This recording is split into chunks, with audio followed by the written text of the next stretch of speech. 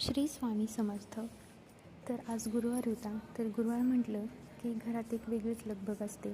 स्वामींची पूजा आणि त्यातून जर 11 गुरुवारचं व्रत जर धरलेलं असेल ना, तर यथासांग पूजा आणि घरात प्रसन्न असं वातावरण निर्माण होतं. देवपूजा करून आणि स्वामींची पूजा करून मी लागले बाहेरच्या उंबऱ्याच्या पूजेच्या तयारीला. उंबऱ्याची पूजा करताना आपण उंबऱ्याला पहिलं तर हळदीचं लेपन लावतो. हळदीच्या लेपनामध्ये आपण चंदन, अत्तर, गोमूत्र आणि गंगाजल यांचं मिश्रण करून आपण हळदीचं लेपन देतो.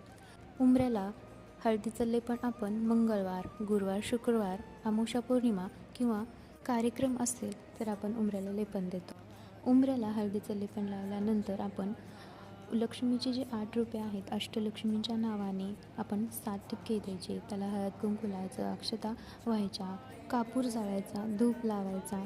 कापूर हा उंबऱ्यावर किंवा उंबऱ्याच्या समोर लावला तरी चालेल आणि लक्ष्मी देवीला प्रार्थना करायची की आमच्या घरात सतत असेच तू नांदू दे.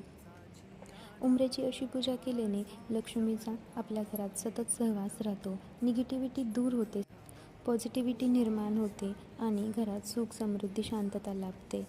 तसंच वाटीमध्ये जे उंबऱ्याला लेपन लावून राहिलेलं सारण असतं तेच आपण आपल्या घराच्या दरवाजावर स्वस्तिक गणपती रूपी काढायचा आणि घरात सगळं काही व्यवस्थित चालू दे अशी प्रार्थना करायची.